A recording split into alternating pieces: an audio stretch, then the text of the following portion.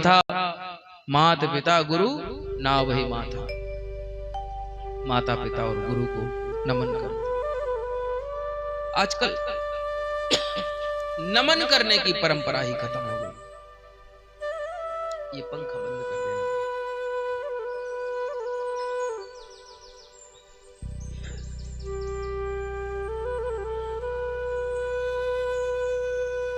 आजकल नमन करने की परंपरा ही खत्म है।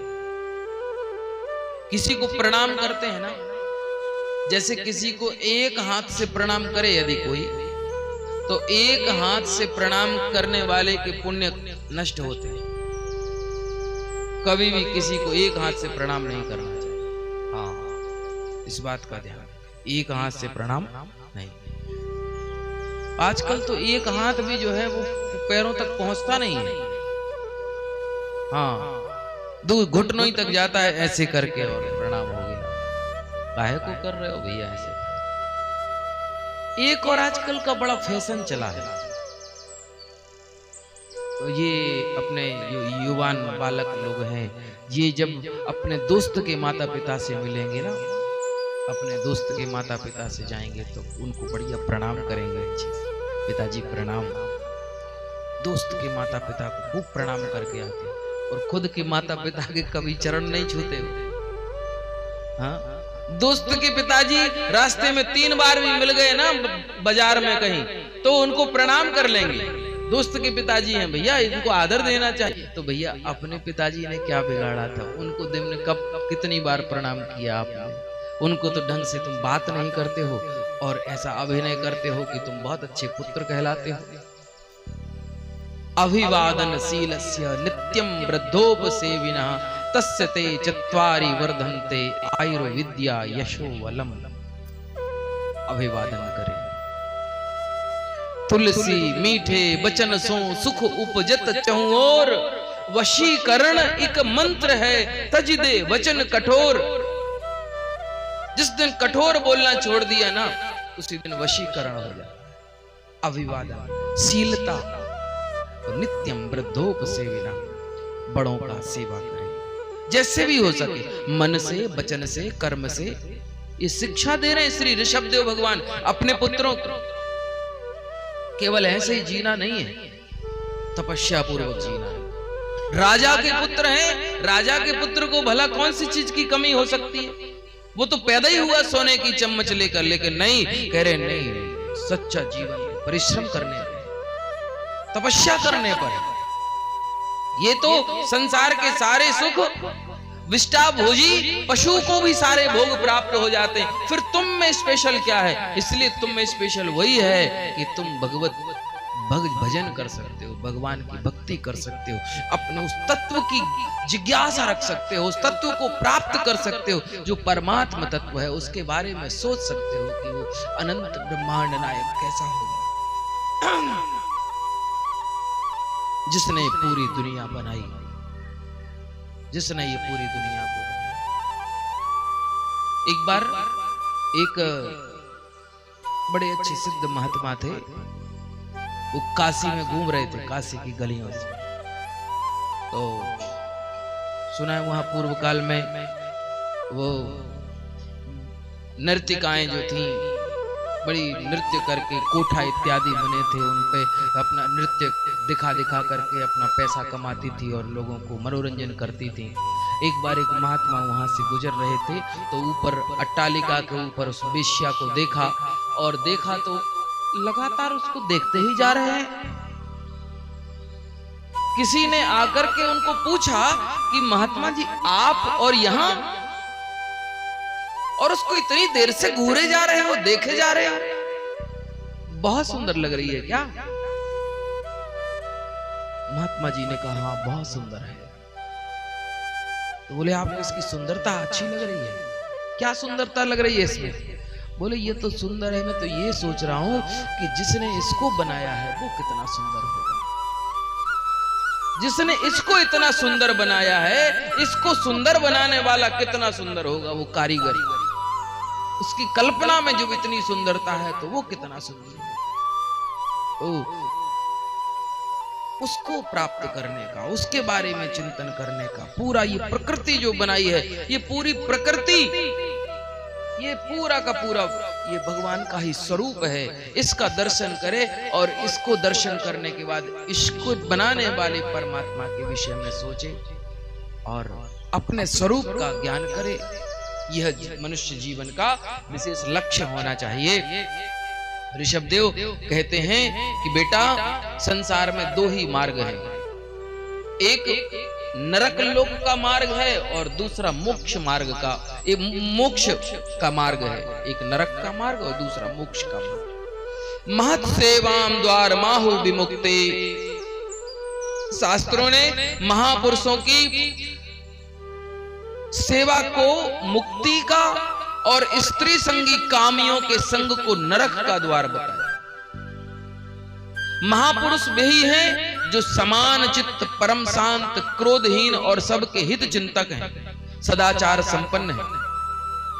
जिसमें ये गुण है, उसका परिधान भले ही कैसा हो, पैंट शर्ट पहना हो अथवा भगवा वस्त्र पहना हो, कैसा भी हो, यदि उसके ऐसे गुण हैं तो वो संत है, वो महात्मा है, उसको सदा प्रणाम करना चाहिए। वो किसी भी जाति में हो, किसी भी वर्ग में हो, किसी भी समुदाय में हो, यदि उसके ऐसे गुण हैं तो वो प्रणाम करने योग्य है। और कोई बहुत अच्छे कुल में भी पैदा हो गया है और वह अगर उसके इन गुणों के बिल्कुल विपरीत है तो ऐसा व्यक्ति भी पूजनीय नहीं होता, चाहे कितने भी उच्च कुल में उसने जन्म क्यों न लिया हो। उच्च कुल में जन्म लेना ही केवल आपकी उपलब्धि नहीं है, आपके द्वारा किया हुआ तप, आपके द्वारा की हुई सेवा, वह आपकी उपलब्धि हो सकती है। पुत्र बोले, पिताजी संतों में और क्या गुण होते हैं, कृपा करके बताइए। संतों के लक्षण और गुण हम जानना चाहते हैं। तो ऋषभदेव भगवान अपने पुत्रों को कह रहे हैं, मनस्येकम वचस्येकम कर्मण्येकम महात्मना। बेटा, जो व्यक्ति जो मन में सोचे वही वाणी से बोले और जो वाणी से बोले वही कर्म में करे। महाराज, ये संतों के लक्षण हैं, वरना लोग मन में कुछ और सोचते हैं, बोलते कुछ और है वाणी से और कर्म कुछ और ही करते हैं। ये संतों के लक्षण नहीं। महाराज, ऋषभदेव जी ने संसार की असारता का वर्णन किया, मानव जीवन की उपादेयता का विस्तृत वर्णन किया है। और महाराज, उस 100 के 100 पुत्रों को जब ज्ञान दिया ना, तो महाराज उनमें से 9 पुत्र योगेश्वर हो गए, 9 पुत्र योगेश्वर हो गए और बाकी के पुत्र जो है इनके शिक्षा से, तपस्या आदि करके और फिर राज्य आदि का पालन करने लगे। महाराज, इसी तरह से ऋषभदेव भगवान ने अपना पूरा का पूरा राज्य अपने उत्तरार्ध जीवन में अपने ज्येष्ठ पुत्र भरत को सौंपा और स्वयं वानप्रस्थी हो गए और वानप्रस्थ में जाकर के, वन में जाकर के और भगवान का तप करते हुए और अपने शरीर को पूरा किया है। राजा भरत अब राजा बन गए हैं और राजा बनकर के उन्होंने भी अपने पिता के अनुसार ही राज्य का पालन करते हुए प्रजा का पालन किया है। और अंत में जब उनका भी उत्तरार्ध जीवन आया और वो भी वानप्रस्थ होकर के और तपस्या करने के लिए चले गए। कहते हैं श्री भरत जी महाराज यहीं इसी पूर्वांचल की भूमि पर आए तपस्या करने। यहाँ गंडक नदी, गंडकी नदी है, यहाँ गंडक नदी में जो है श्री भरत जी महाराज ने कंठ भर जल में खड़े होकर के तप किया। और श्री भरत जी महाराज, एक बार की बात है कि वो तपस्या कर रहे थे, तभी उन्होंने देखा कि एक हिरणी पानी पीने के लिए आई। वो हिरणी उस समय गर्भवती थी और हिरणी को बड़ा भय रहता है सबसे, बड़ा भीरू प्राणी है, बड़ा डरपोक प्राणी है हिरणी। उसको बाहर डर लगता है कहीं शेर ना खा जाए, पानी पीने जाए तो उसको डर लगता है कि कहीं मगरमच्छ इत्यादि जल जीव कोई हमको न खा जाए, पकड़ लेवे, तो उसको बड़ा डर लगता है। हिरणी डरते हुए पानी पी रही है, वो गर्भवती है। उसी समय शेर ने बड़ी जोर की दहाड़ लगाई और महाराज शेर वो हिरणी तो घबराई और घबरा करके उसने छलांग लगानी चाहिए और हिरणी ने बड़ी जोर की छलांग लगाई। नदी का जो छोटा सकरा हिस्सा था वहीं पर वो पानी पी रही थी। उसने पूरी शक्ति लगाई और शक्ति लगाने के चलते उसके पेट में जो बच्चा था वह नदी की धार में जन्म ले लिया उसने और वो ऊपर जाकर के और उस तरफ जाकर के स्वतः तो मर गई और उसका वह बच्चा जमीन में गिरा और जमीन में गिर करके और नदी के जल में गिरा और गिर करके और कभी डूब जाता है तो कभी ऊपर आ जाता है, कभी डूब जाता है। और श्री भरत जी महाराज कंठ भर जल में खड़े होकर के ये पूरा दृश्य देख रहे हैं। और जब पूरा दृश्य देखा तो मन में सोचा क्या बताऊं, ये छोटा सा बच्चा है, यदि ये इसको न बचाया गया तो ये भी मर जाएगा पानी में डूब करके। और कहते हैं अगर शरीर में सामर्थ्य रहे जब तक तो किसी भी प्राणी के प्राणों को बचाना तुम्हारी नैतिक जिम्मेदारी है। और यदि तुम बचाने में समर्थवान हो और नहीं बचाते हो तो उसके मरने का पाप फिर उसी व्यक्ति को लगता है जो उसको मरते हुए देखता है। भरत जी ने सोचा कि मैंने जीवन में इतना सब कुछ किया, अंत समय पर यह पाप लेकर मरूंगा क्या? मैं पाप नहीं होने दूंगा चाहे कुछ भी हो जाए। फिर अगले ही पल मन में विचार आया कि यदि मैंने इस हिरण को बचा लिया तो इसकी मां तो मर गई है, अब इसका लालन पालन कौन करेगा? ऐसा सोचा। पर कई मंथन विचार चलते रहे, लेकिन अगले ही पल उन्होंने सोचा चाहे जो कुछ भी हो जाए इसके मरने का पाप तो मैं नहीं लूंगा। और उस जाकर के आगे बढ़ करके उस बच्चे को बचाया और बच्चे को बचा करके सूखे कपड़े से पोंछ करके और उसको अपनी कुटिया में ले करके गए। जो घास फूस की कुटिया बनाई थी उसी में जाकर के उसको लालन पालन करने लगे। और महाराज अब वो नवजात हिरण का बच्चा है, उसको तो अभी कुछ भी नहीं पता है और उसके लालन पालन में इतने व्यस्त हो गए। भजन करने आए थे यहाँ और करने लगे बच्चे की सेवा, हिरण के बच्चे की सेवा। धीरे धीरे उनका समय उसकी सेवा में बढ़ता ही जाता है और धीरे धीरे धीरे धीरे करके उनको उससे मोह होता जाता है और समय बीतता चला गया। हिरण का बच्चा बड़ा हो गया और बड़ा होते होते महाराज उसके छोटे छोटे सींग निकल करके आ गए। और जब ये धूप में बैठ करके तपस्या किया करते तो हिरण जाता और अपने छोटे छोटे सींगों से इनकी पीठ में खुजलाने लगता इनकी पीठ को। और ये मन ही मन बड़े प्रसन्न होते, देखो कितना प्यार करता है हमको, हमें पिता ही मानता है और हमारी सेवा कर रहा है, हमारी पीठ खुजला रहा है, इत्यादि बातों को सोच सोच करके बड़े प्रसन्न होते। और एक दिन की बात है कि हिरणों का बहुत सारा झुंड वहां पर आया, उसमें अनेक हिरण थे। उस झुंड में इस हिरण ने देखा कि ये तो सब हमारे सजातीय हैं, हम अकेले यहाँ क्या कर रहे हैं। और वह हिरण उस झुंड में मिल गया और उस झुंड के साथ वह भी अन्य स्थान पर चला गया। अब भरत जी ने देखा कि हमारा हिरण कहाँ चला गया। अब उसको इधर उधर खोजने लगे, नहीं दिखा। पूरे वन में जाकर के खोज रहे हैं कहाँ होगा, झाड़ियों में। फिर देखते फिर रहे कोई शेर तो नहीं खा गया होगा, कोई हिंसक पशु ने तो उसको नहीं मार डाला होगा। नाना प्रकार से सोचने लगे और हिरण की याद करते करते बावलों की भांति पूरे वन में उसको खोजने लगे। और कहते हैं समय किसी के लिए रुकता नहीं। और फिर क्या, इनको भी मौत आ गई और हिरण की याद करते करते मरे। सो कहते अंते मति सो गति, अंत में जैसी जीव की मति होती है उसको अगले जन्म में वैसी ही गति मिलती है। तो अगले जन्म में ये भी हिरण बन गए। महाराज इस बात का बहुत बड़ा चिंतन है महाराज, बहुत अच्छे से इसको चिंतन करना चाहिए।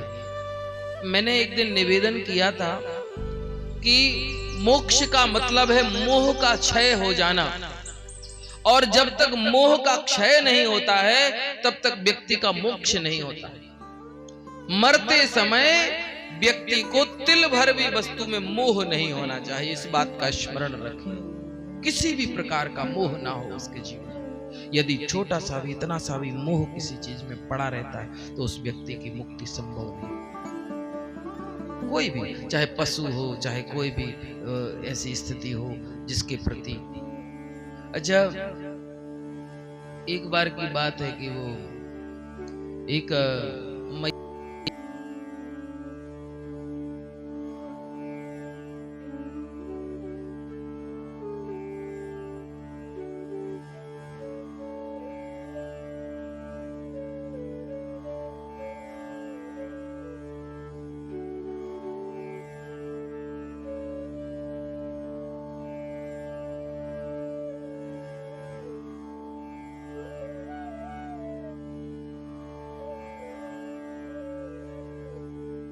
मिनट में फिर आ जाती थी।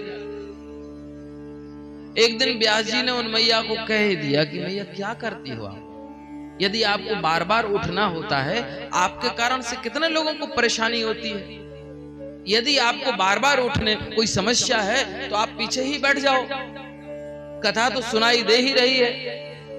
तो इतनी बात को सुना तो क्यों उठती हो बार बार, कोई समस्या है तो बताओ। ओ मैया ने कहा गुरुदेव क्या बताएं, मेरा बेटा जो है बहुत अच्छी नस्ल के 2 पिल्ले लेकर के आया है अमेरिका से, कुत्ते के बच्चे, वो पीछे वहां पीछे गाड़ी में बैठे रहते हैं, गाड़ी में वो इतना प्यार करते हैं कि वो हमारे बिना रहते ही नहीं, तो उनको यहाँ भी लाते हैं, गाड़ी में बैठे रहते हैं। ये सोचते हैं कि ड्राइवर ने उनको पानी पिलाया कि नहीं पिलाया, ड्राइवर ने उनको खाना दिया कि नहीं दिया, बस उनको देखने के लिए हम चले जाते हैं। ओहो, ये मोह है, ये उदाहरण देकर के बता रहे हैं। संसार की कोई चीज वो कथा में तो बैठी है पर कुत्ते में चिंतन चल रहा है। सोचो तो जरा, उस कुत्तों के पिल्ले में चिंतन चल रहा है कि कहीं उसने खिलाया है कि नहीं खिलाया है, पिलाया है उसको कि नहीं पिलाया, इत्यादि चीजें।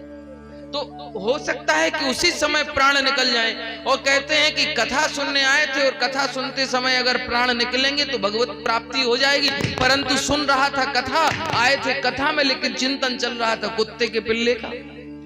अब बताओ ऐसे समय में यदि उसके प्राण निकले तो फिर वो कहां जाएगा। और ये नीति कहती है कि अंत मति सो गति, अंत में जैसी मति होती वैसी गति हो जाती। कहने का तात्पर्य सिर्फ इतना कि जीवन में इस बात का सदैव स्मरण रखना कि कोई भी वस्तु हमारे मृत्यु के समय हमारी याद में नहीं होनी चाहिए, उस समय हम और वो, इसके अलावा तीसरा नहीं।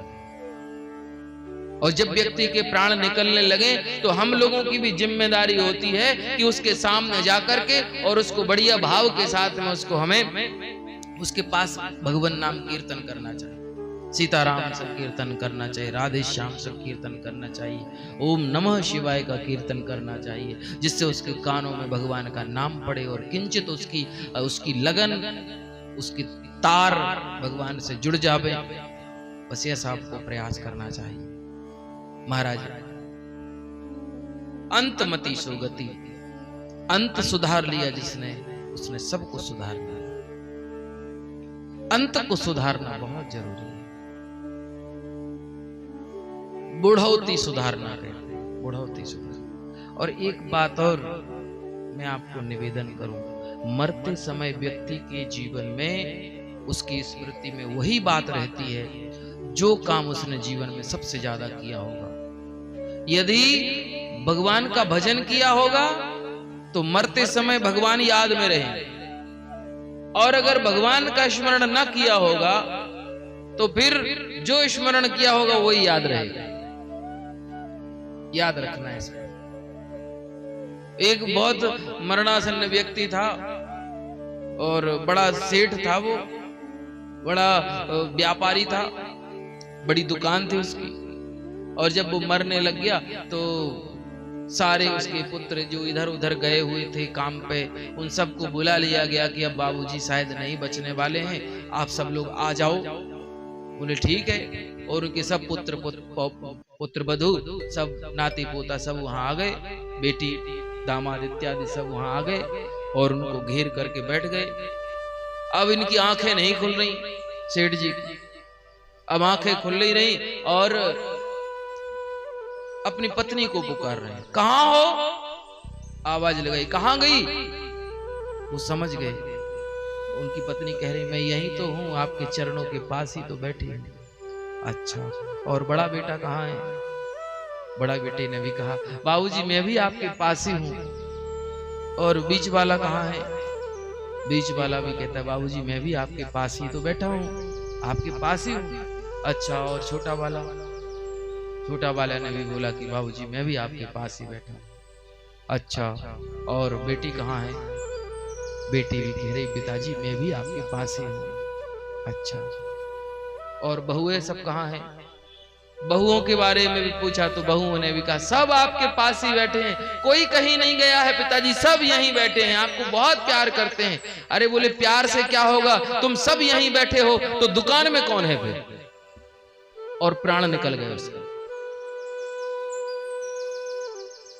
इतना बोला कि दुकान में कौन है और इतने में ही प्राण निकल गए। तो सोचो जरा कि मरते समय भी उसको वही चिंतन चल रहा था, तो ऐसे व्यक्ति के लिए कोई विमान आएगा? मैं आपसे क्या निवेदन कर रहा था, एक ऊर्जा है, हम जैसा सोचते हैं जैसे रहते हैं हम वैसे बनने लग जाते हैं। यदि हम अच्छा सोच ही नहीं रहे हैं, अच्छे के बारे में विचार ही नहीं कर रहे हैं, तो हम अच्छे कैसे बनेंगे? और जैसे हमारे विचार होंगे उसी तरह से हमारा शरीर बनने लग जाएगा। एक तो कहते हैं कि वो यदि हम विष का चिंतन करते रहें तो हमारे शरीर में विष पैदा होने लग जाता है, यदि हम अमृत का चिंतन करने लगे तो अमृत पैदा होने लगता है।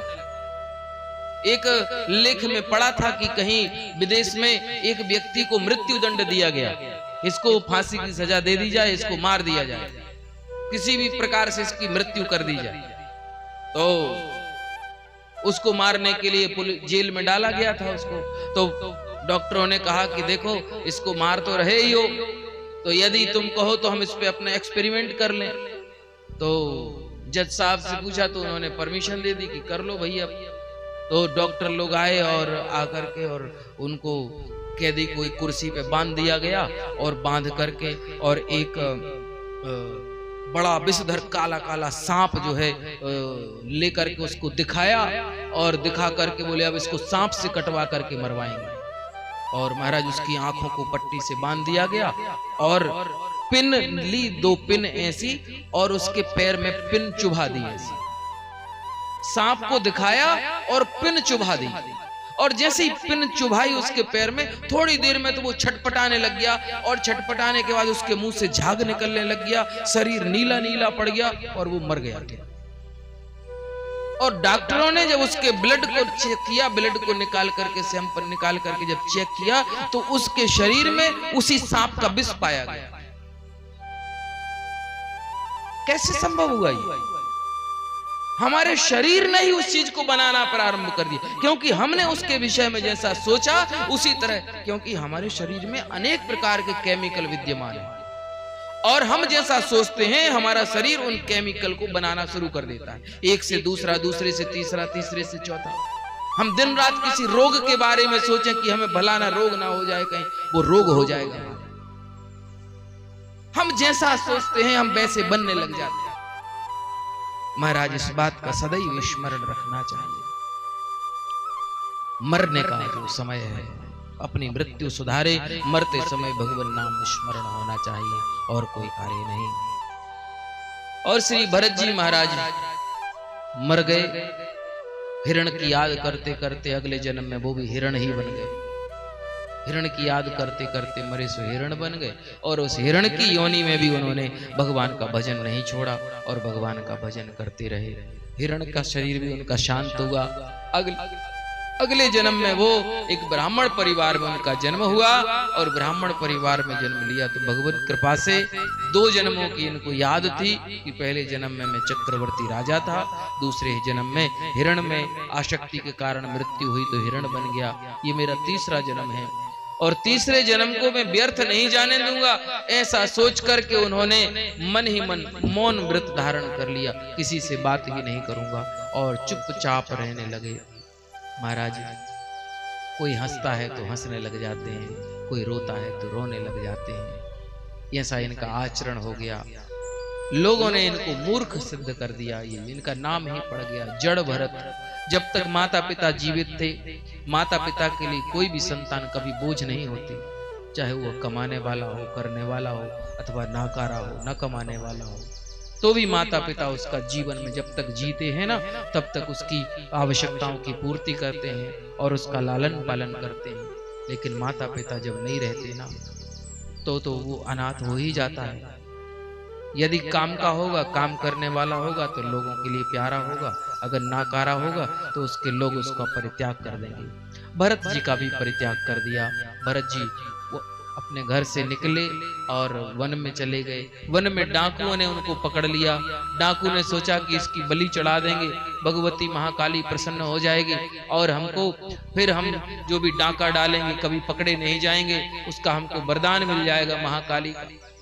और महाकाली के सामने ले जा करके जैसे ही जड़ भरत की बलि चढ़ाने लगे वो डाकुओं, तो माता महाकाली मूर्ति में से प्रकट हो गई और जिस खड़ग से राजा भरत जड़ भरत का सिर काटने वाले थे डाकू, उसी खड़ग से माता ने सारे के सारे डाकुओं का सर धड़ से अलग कर दिया, उनको मार डाला। अब भरत जी थोड़ी देर माता जी को देखते हैं ऐसे, और उन कटे हुए डाकुओं को देखे और ऐसे हाथ जोड़े और वहां से चल दी। माता अब सामने प्रकट होकर के खड़ी हैं, ना उनको प्रणाम किया कि ना ही उनको कहा माता आप अच्छी आ गई, आप ना आती तो ये डाकू तो मुझे मार ही डालते, आपके लिए बहुत बहुत धन्यवाद। तो ऐसा भी उनको नहीं कहा। भरत जी जानते हैं।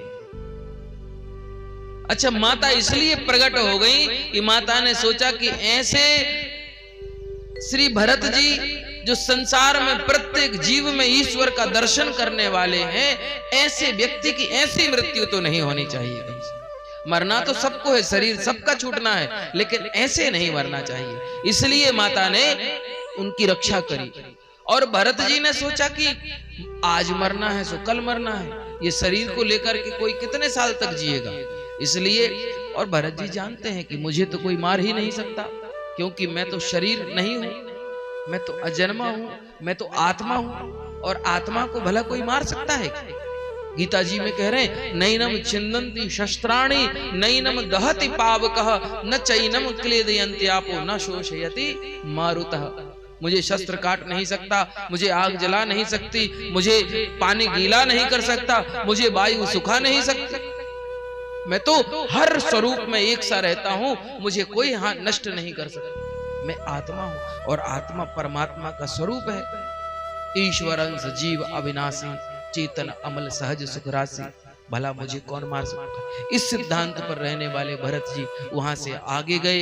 एक सिंधु सौवीर देश का एक राजा था जिसका नाम था रहुगण। रहुगण के पालकी ढोने वाला एक कहार बीमार पड़ गया, तो राजा इनको भरत जी को उनकी पालकी में जोड़ दिया।